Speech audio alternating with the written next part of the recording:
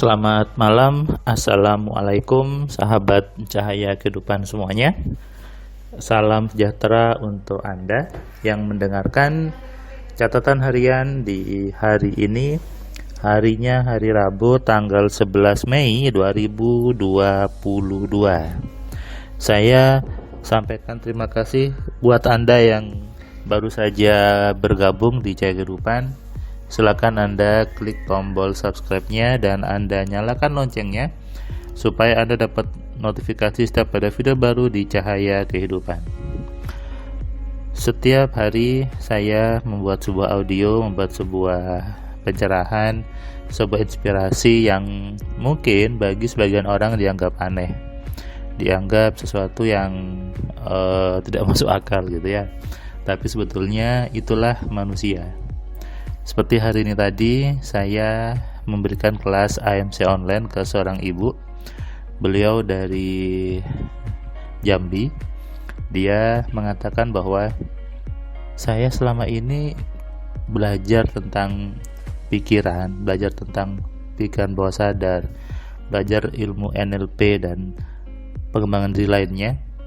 Baru sekarang saya tahu betul, oh ini loh namanya pikiran itu, ini loh namanya pikiran bawah sadar itu, dan bisa dibuat untuk apapun juga, untuk mempengaruhi orang, untuk menarik uang dan sebagainya. Selama ini saya belajarnya, padahal bayarnya mahal loh mas, jutaan, tapi baru ini saya paham isinya secara utuh tentang apa sih pikiran itu, apa sih pikiran bawah sadar itu. Nah, ini yang kadang buat saya gemes. Kenapa saya buat YouTube, kenapa saya buat AMC, karena saya sebagai akademisi kadang merasa gemes dan lucu gitu ya ketika menyebut kata pikiran bawah sadar, lalu harus merem dulu, harus tidur dulu gitu ya. Nggak seperti itu, seolah-olah dibuat susah, dibuat aneh, kemudian dibuat menjadi sesuatu yang butuh proses yang susah gitu. Padahal tidak. Kalau kita mau memahami bahwa pikiran bawah sadar itu adalah bagian dari pikiran, sehingga tentu sama saja kita sebut aja pikiran gitu. Saya pernah buat video bahwa ngapain dibedakan antara sadar sama bawah sadar, sama aja sebut aja pikiran. Ini sudah banyak yang protes gitu ya, Mas Hilman salah, tidak belajar gini-gini. Yang ngomong kayaknya belum tahu gitu ya, belum tahu siapa saya, belum tahu buku-buku saya gitu ya. Ini hal yang wajar karena selama ini dicekoi dengan pemahaman yang jelimet, pemahaman yang susah, dan itu baru terbuka ketika di kelas. Kenapa? Karena kalau di kelas saya mengajarkannya kan urut dari level yang bawah sampai pemahaman yang tinggi juga. Tentu tidak mungkin itu saya jawab dengan WA sepotong-sepotong kan. Jadi memang butuh belajar, memang butuh di kelas gitu. Sama seperti Anda belajar sesuatu ya di kampus, di tempatnya, belajar sama orangnya langsung dan diskusi lalu bertanya sehingga clear. Ketika pemahamannya salah ya jadinya salah. Tadi juga saya dapat telepon dari seorang yang dia mengatakan, Mas Firman, saya sudah paham tentang pikiran, saya sudah paham tentang pikiran bawah sadar. Saya mau tanya ya, kenapa pikiran saya itu kadang sering bergejolak?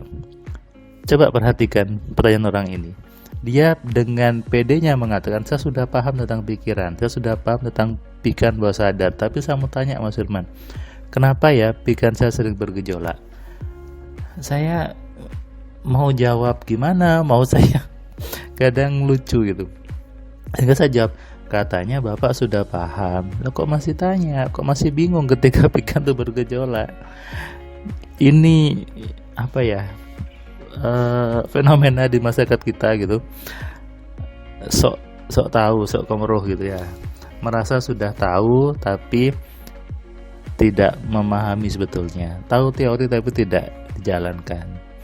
Saya dari dulu, dari saya kuliah gitu, dosen saya mengatakan Apa yang kamu tahu ini praktekkan dulu, jalani dulu, kemudian nanti baru kamu bisa menjelaskan kepada orang lain, baru bisa ngajarin ke orang lain. Kalau belum dipraktekkan, belum diterapkan, bagaimana bisa menjelaskan? Nah, ini juga yang menjadi persoalan di banyak orang.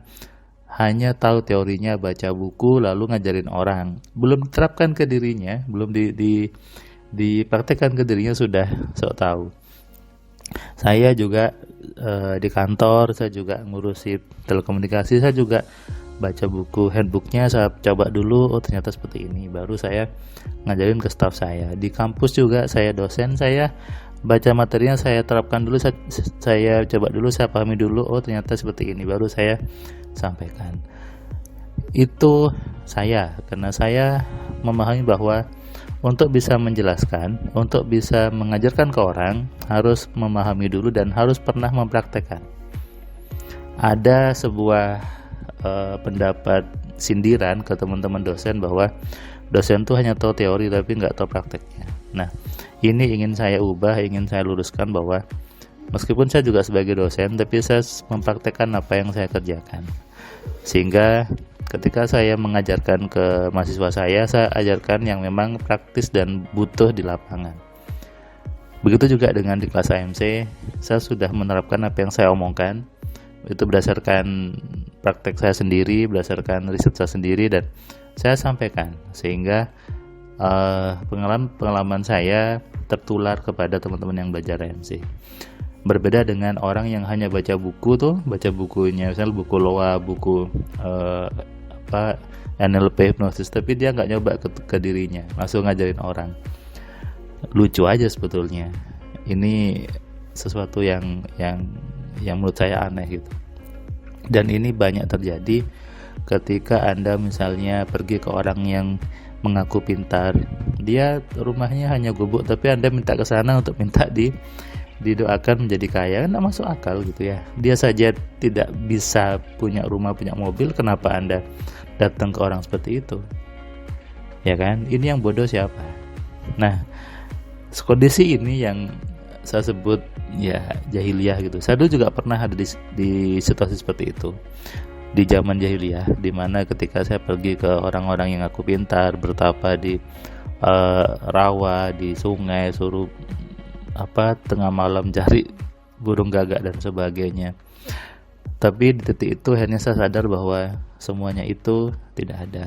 Semuanya itu adalah cara-cara mereka untuk membuat para pasiennya itu percaya. Dan akhirnya saya sadar bahwa semuanya tergantung dari pikiran kita sendiri. Semua bermula dari apa yang ada di pikiran kita. Kalau kita berpikirnya benar, berpikirnya baik, berpikirnya menyenangkan, maka pasti semuanya baik. Semuanya tentu hidup dengan senang, dan itu saya alami, dan akhirnya saya sadar, oh ternyata semua dari saya. Makanya kenapa saya bilang sekarang nggak usah pergi ke orang-orang seperti itu, nggak usah pergi ke orang-orang yang ngasih bacaan, ngasih jimat dan sebagainya. Aslinya Anda nggak ada gunanya, karena yang membuat itu ngefek bukan orang-orang itu, bukan airnya, bukan bendanya, tapi pikiran Anda sendiri. Tujuan MC adalah untuk memunculkan kesadaran bahwa Anda diberi kekuatan oleh Tuhan, diberikan fitur oleh Tuhan, yaitu pikiran untuk digunakan, untuk dimanfaatkan dan untuk dimaksimalkan. Demi apa? Demi kebaikan hidup Anda dan orang-orang tercinta Anda. Sadari ini dan renungkan. Selamat malam, selamat istirahat, salam sehat, salam kaya, salam cerdas. Dari saya Firman Pratama. Assalamualaikum.